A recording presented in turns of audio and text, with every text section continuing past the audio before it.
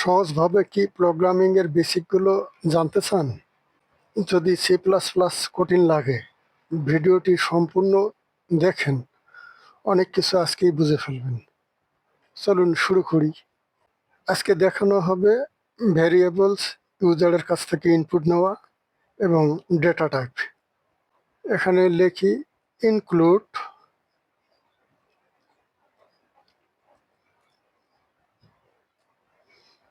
আইও stream, নিচের লাইনে লিখি using name space std int main function. এখন এই মেইন ফাংশনের মধ্যে যা কিছু লেখা হবে সেটা আউটপুট হিসাবে রেজাল্ট দেখাবে। তো লিখি ইন্ট এক্স ইকুয়াল 10, সেমিকোলন দিলাম। সি আউটপুট দেখার জন্য ইনসার্টেশন অপারেটর ডাবল কোটেশন দিয়ে লিখি রেজাল্ট। এখন এই ভেরিয়েবলটাকে এখানে কল করি এক্স, সেমিকোলন দিই, তারপরে নিচে লিখি রিটার্ন 0।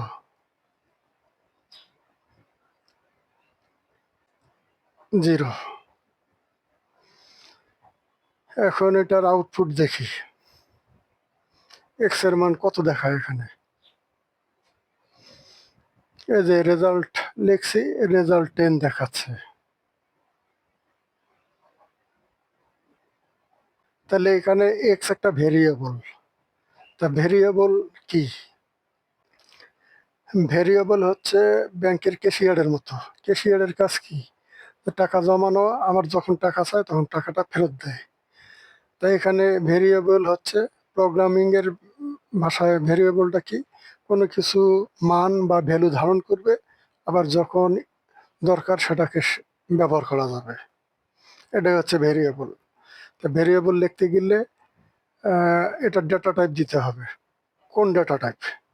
তা ডেটা টাইপ প্রোগ্রামিংয়ে 6 রকমের আছে: ইন্টিজার, ফ্লোট, ডাবল, চার, স্ট্রিং, বুলিয়ান। এখন এটাকে ফ্লোট করে দেই।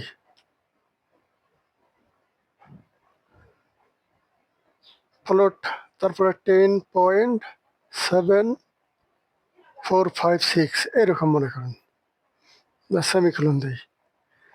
তাহলে এটা কি ফ্লোট হলো, একটা দশমিক সংখ্যা। তো এটার রেজাল্ট দিলে এটাই দেখাবে। এখানে এটা লাইন ব্রেক দেই, ইনসার্টেশন অপারেটর ইন্ট এল দিয়ে এখন এটার আউটপুট দেখি। এই যে রেজাল্ট দেখাচ্ছে 10.7456। তাই এটা হলো ফ্লোট। এখন যদি এখানে ডাবল করে দিই, একই রেজাল্ট আসবে।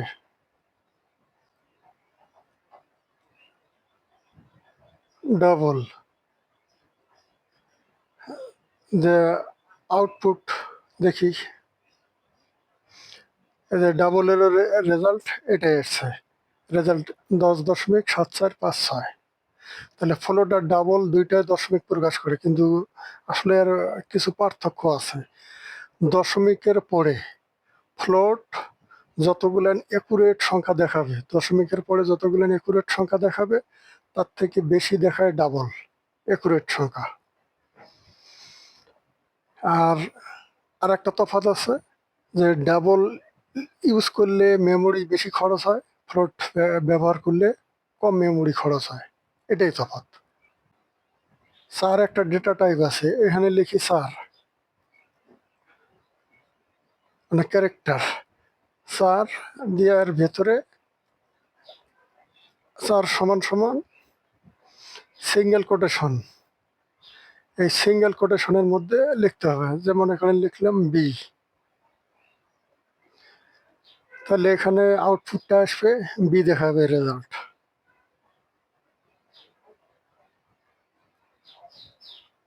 এই যে রেজাল্ট বি দেখাচ্ছে। এটা ক্যারেক্টার হলে সিঙ্গেল কোটেশনের মধ্যে দিতে হবে। এখন যদি স্ট্রিং হয় তাহলে ডেটা টাইপ স্ট্রিং, তাহলে সামনে স্ট্রিং লিখতে হবে, স্ট্রিং। তারপর এখানে অবশ্যই ডাবল কোটেশনের মধ্যে লিখতে হবে, যেমন এখন লিখলাম রহিম, তাহলে রেজাল্ট এটা রহিম দেখাবে।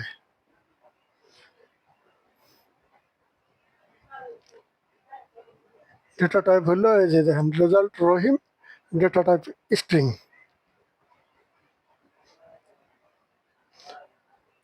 আর ডেটা টাইপ বুলিয়ান আছে, তা বুলিয়ানটাকে লিখতে হয় বুল। বুল লেখা এক্স লিখলাম। এখন এটা লিখতে হবে ট্রু অথবা ফলস। যদি ট্রু হয় তাহলে আউটপুট দেখাবে 1, আর ফলস হইলে আউটপুট দেখাবে 0। এক্স সমান ট্রু লিখে দিলাম। যে এখন আউটপুট দেখি, এই যে রেজাল্ট 1 আসছে, তার মানে এটা ট্রু। এখন এখানে যদি ফলস করে দেই,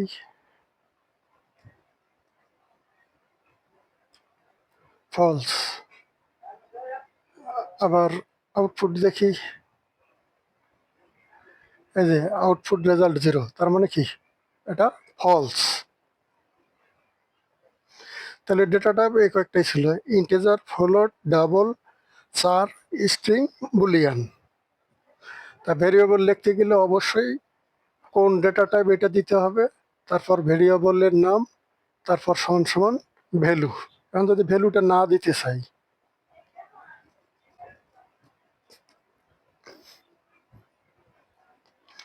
যে এটা লিখি ইন্ট, যে ইন্ট এক্স, একটা ভেরিয়েবল নেওয়া হলো।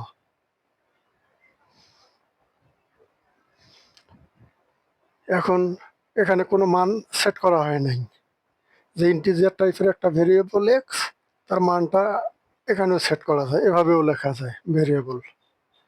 এক্স সমান সমান 10 দিলাম, দিয়ে সেমিকোলন। এখন এর মানটা রেজাল্ট দেখাবে 10 এক্সের, তাহলে এই যে রেজাল্ট 10। এখন আর এক ধরনের ভেরিয়েবল আছে কনস্ট্যান্ট, যে সেই ক্ষেত্রে মান চেঞ্জ করা যাবে না, যে ইন্টের আগে আবার লিখতে হবে কনস্ট্যান্ট।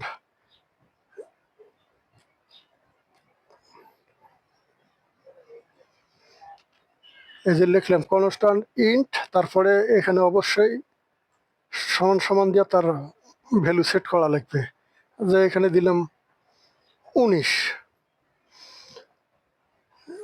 নিচে এক সমান সমান 10 দেওয়া আছে, তাই এখানে অলরেডি ভুল ধরছে। কারণ কনস্ট্যান্ট যখন ভেরিয়েবল ডিক্লেয়ার করা হবে, যে এটা কনস্ট্যান্ট টাইপের ভেরিয়েবল, তার মান পরবর্তীতে চেঞ্জ করা যাবে না, এটা ইরোর আসবে, এক সমান সমান 10 নেবে না। এই যে মেসেজ দিছে ইরোর, এই যে নিচেও দেখাচ্ছে। তাহলে এটা যদি বাদ দেই,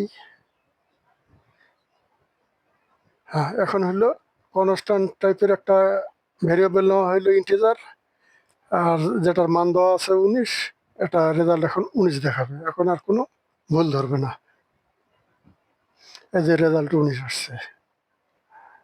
এখন যদি আপনি মান পরিবর্তন করতে চান, তাহলে কনস্ট্যান্ট ভেরিয়েবলের সামনে লেখা যাবে না ইন্ট এক্স সমান সমান 19 দিয়েছেই, তাহলে এখানে মনে করেন আবার এর মানটা চেঞ্জ করলাম, এক্স সমান সমান,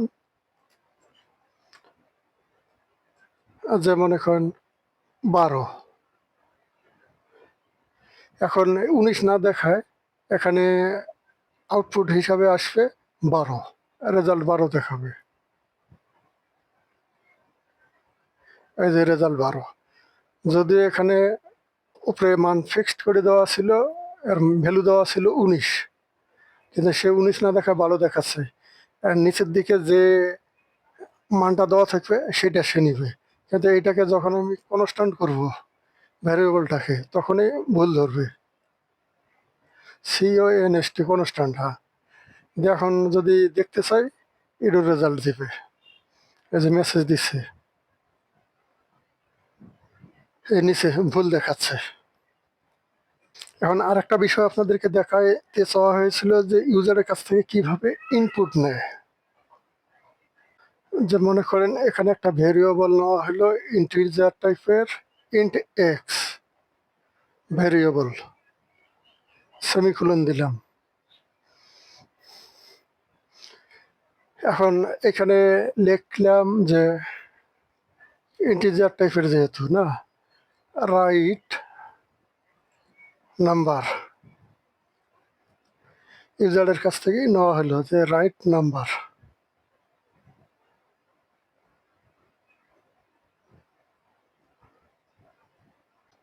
তাহলে ইন্টিজার টাইপের একটা ভেরিয়েবল নেওয়া হলো, এখানে লেখা হইলো যে সি আউট রাইট নাম্বার, মানে না সংখ্যা লেখো। তারপরের লাইনে লিখি সিন দিয়া এক্সার্টেশন অপারেটর দিয়া এক্স সেমিকোলন, মানে এক্স এর একটা ভেরিয়েবল ইন্টিজার টাইপের। তাহলে এটা কি ইউজার কি করবে, নাম্বার টাইপ করবে, সেই নাম্বারটা এক্স নেবে, নিয়ে তারপরে আবার এটা প্রিন্ট করে দেখানো হচ্ছে। এই সি আউট ইনসার্টেশন অপারেটর, যে মনে করেন এখানে লিখি ইয়োর নাম্বার, ইয়োর নাম্বার সমান সমান আবার ইনসার্টেশন অপারেটর ভ্যারিয়েবলটাকে এখানে কল করি। তারপর ইনসার্টেশন অপারেটর একটা লাইন ব্রেক দিই।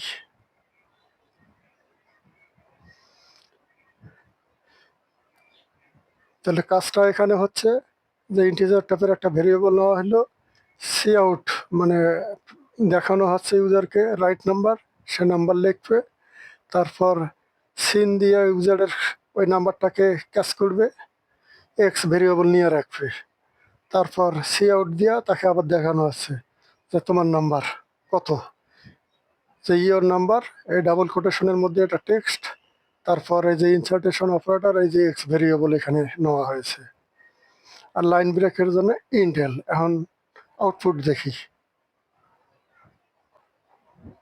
এই যে বলতেছে রাইট নাম্বার, আমি একটা সংখ্যা লিখি, 4 5 6 7 লিখলাম, তারপরে একটা এন্টার দিই, এই যে সাথে সাথে সে মেসেজটা দিল ইয়োর নাম্বার 4 5 6 7।